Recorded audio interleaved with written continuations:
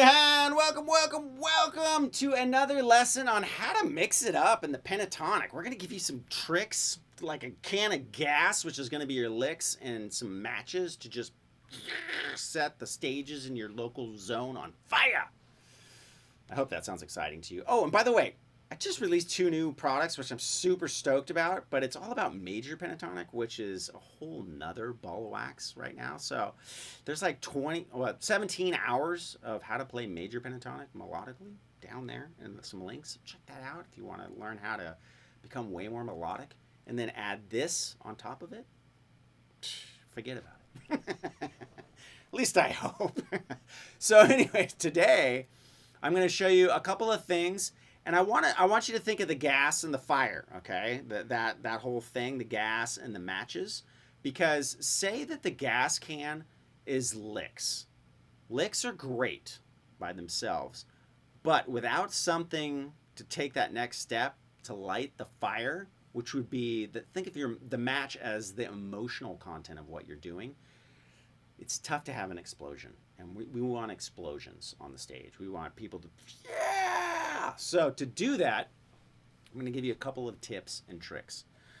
So first of all, I like to think of things from a minor perspective, right? Even if I'm playing an A major or like a...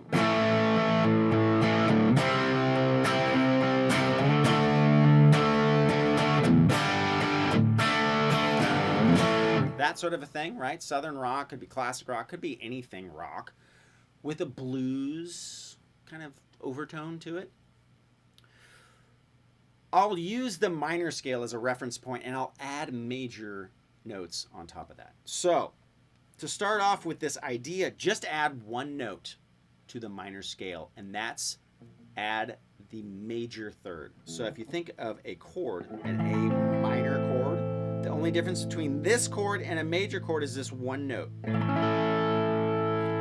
So in there is a whole bunch of gold on how to twist and manipulate the minor scale with that one note. So check this out. So here's a minor riff. I'm just bending up a whole step on the 7th fret G.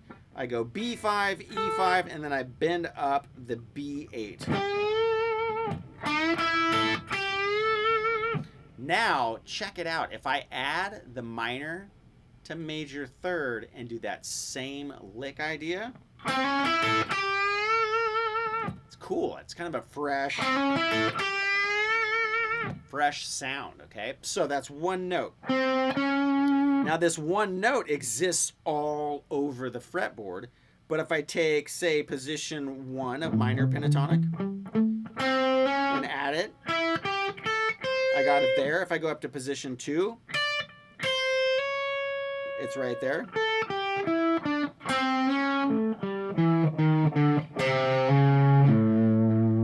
Right? So it's in all different spots. It's octaves. So we got here, here, here. Okay, 3 different positions, same thing. So you can...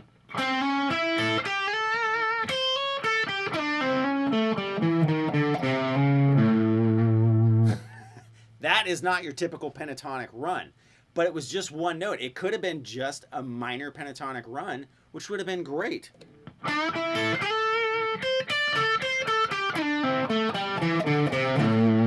But instead you get... I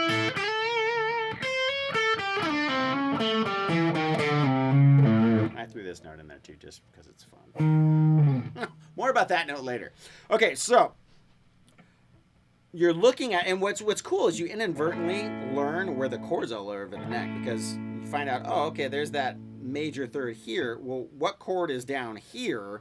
What A chord is that? Where the major third's here? Well, position 2 of minor contains this A minor chord shape. Okay, so to make that major, we got to change this one note right here. Kind of looks like a D chord, right? Our root note is on the B string, but that's position 2 minor. So you got that. That would just be 8 to 9. And then I play the typical position 2 kind of lick. Okay, so that's just one thing. Now there's also the blues note. You could have heard of that note. And that note is very close to adding the major third. So if we think of the G string, we got minor to major third. The blues note is one more. So here's our typical minor scale, or a minor pentatonic, I should say. Add this note right here. Okay, that's going to be the 8th fret of the G. Now, if you think of the octave thing I was telling you about, again, that puts that note right there. Check this out. These two things together is freaking magic. Okay, so watch this. So if I take those two ideas and put them together over a minor pentatonic framework, check this out.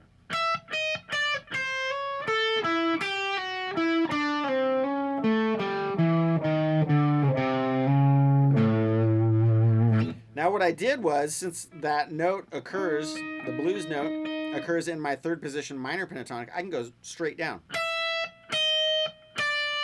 Now if I added the major third, I could keep walking down, and every single one of these notes would be legal.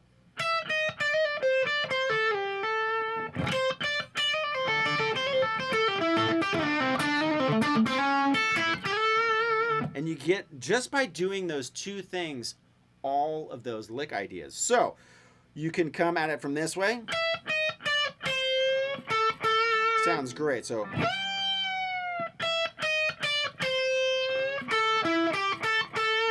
that was position 3. It's that big bend. So a step and a half. Then I get to use that blues note, so I walk down chromatically. And then I just went into traditional A minor pentatonic position 2.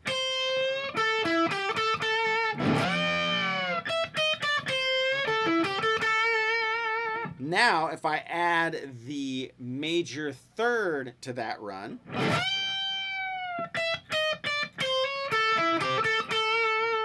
right, you can use the octave.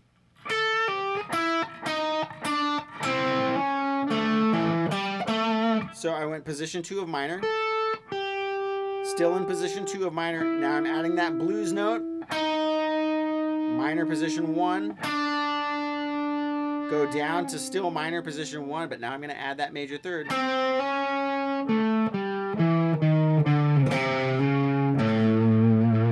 Okay, so that's just with those two things. Using a minor framework, we added a major third and the blues note. Okay, so, and I think that's called a flat 5, if I'm not mistaken.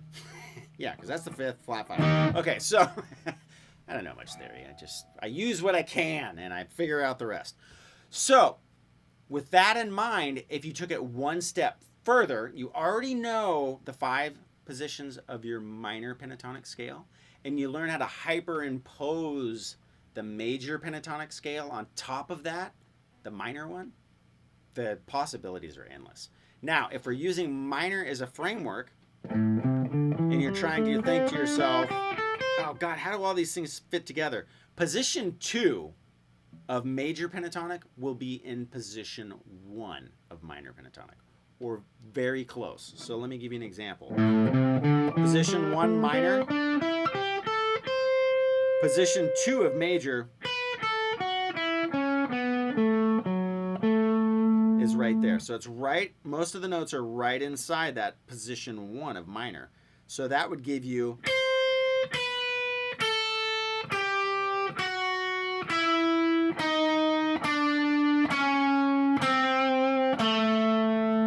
all of those notes. Now, when you start to be able to do that and really spend some time, you know, I took the G, B, and E strings and learned how those positions went over the top of each other with just those 3 strings at first. Because if you try to figure out where all the notes combine, it's kind of, it can be, you know, daunting. So take a little bit. Position 2, where position 2 and position 1 fit together.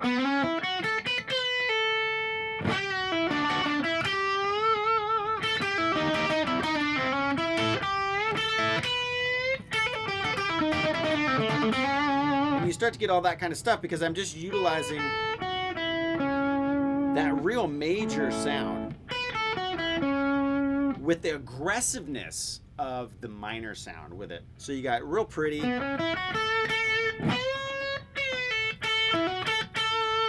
Then you add the minor on top of that with it more aggressive.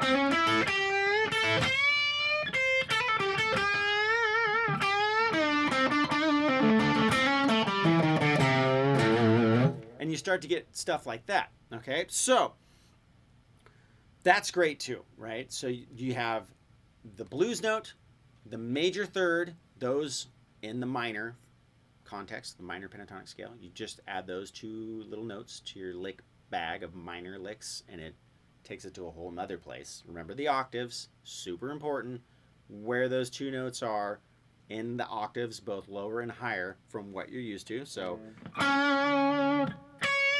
right? Okay, and then for the major third, and then you got to learn the blues note.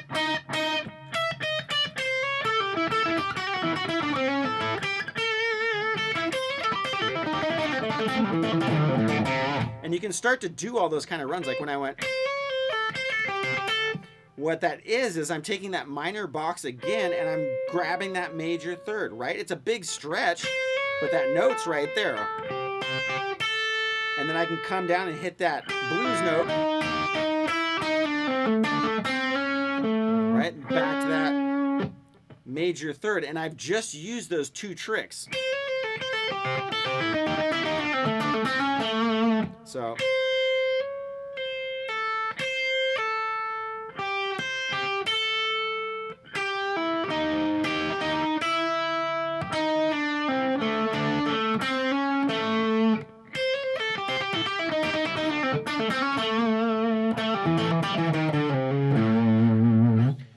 And you just learn where the octaves are, and you put those two things together, and you have so many ideas, so many things that you can do. You got to play with it and you know, mess around. It doesn't sound good to just land on this note. It's rough. It's like a lemon juice face note, like. So if you stay on it too long and try to resolve to it, it can be a train wreck. But if you use it with other lick ideas in mind and just kind of a passing tone. You might have heard that phrase before, passing tones. As you're kind of passing over that note, it adds this cool melodic content without having to just be a total commitment, right? So you can.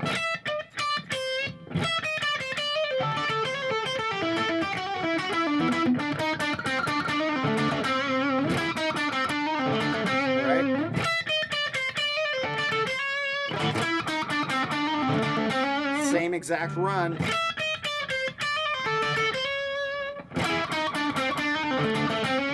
Different octaves, okay? You can take it down.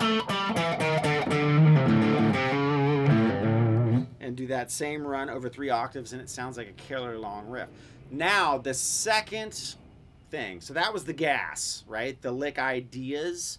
We're going to put the major third, the blues note, the flat 5 to the scale, right? I think that's what it is. Don't curse at me down below if I got that wrong.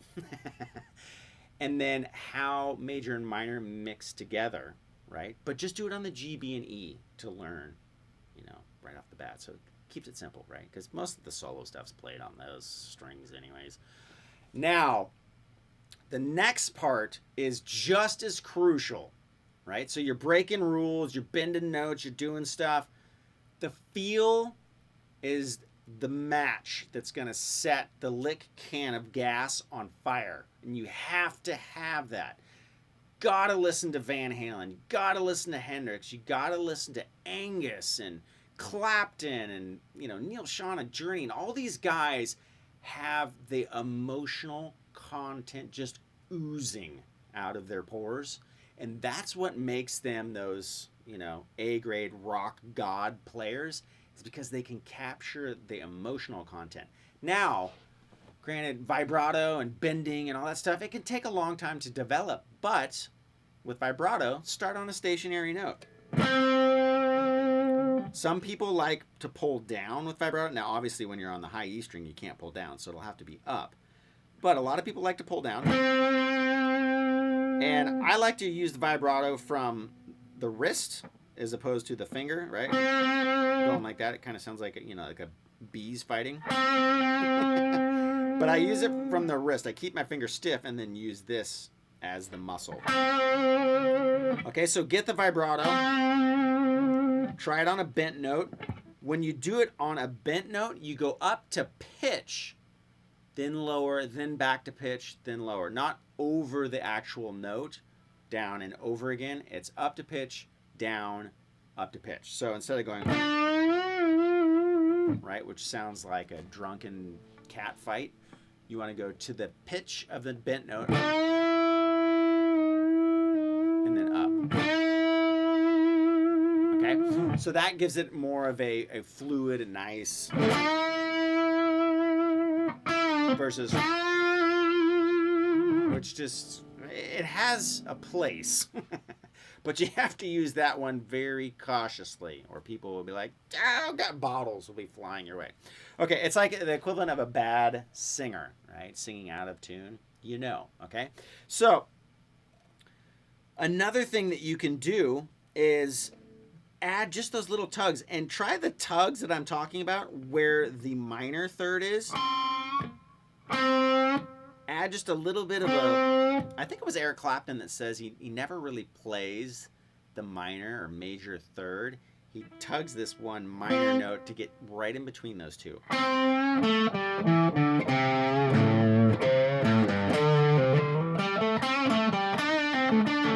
So on those licks right there,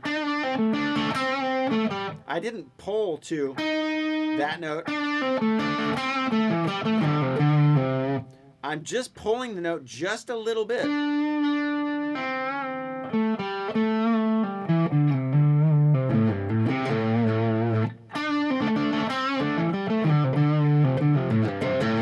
Now you couple that with vibrato.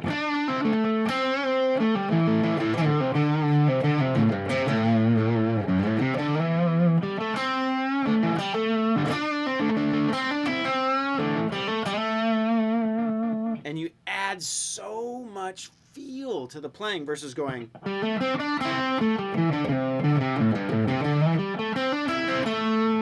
Right?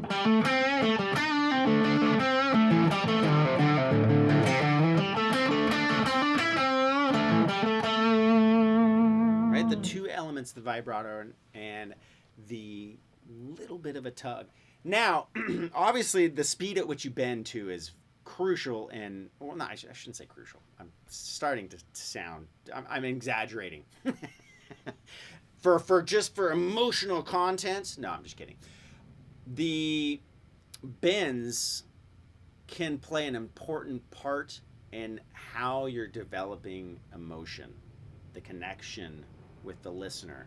Much like the voice, when you bend strings, it really starts to take on a vocal quality. So the timing of the bend, whether it's a fast bend or a slow bend, can really add that extra level of tension to whatever the phrase is that you're playing. Let me give you an example. So if you go, and I bend really quick to the note, versus,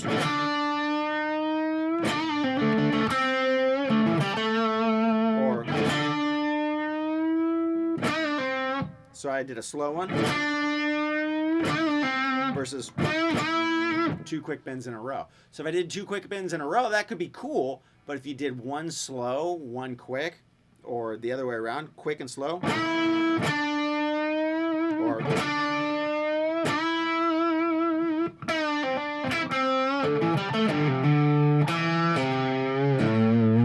starts to be cool. Now you can take the bend up and come down with it, but not all the way down, just a little bit. That's like that's the divorce man's bend. Just so much pain that you're just like, or your dog died if you're a kid or whatever. Insert your emotional paradox that you're in. And put the two together, right? The reverse bend.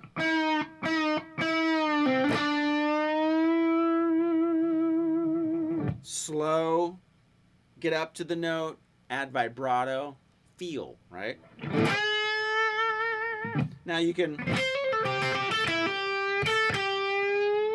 Or you can add, you know, just that kind of to fast runs.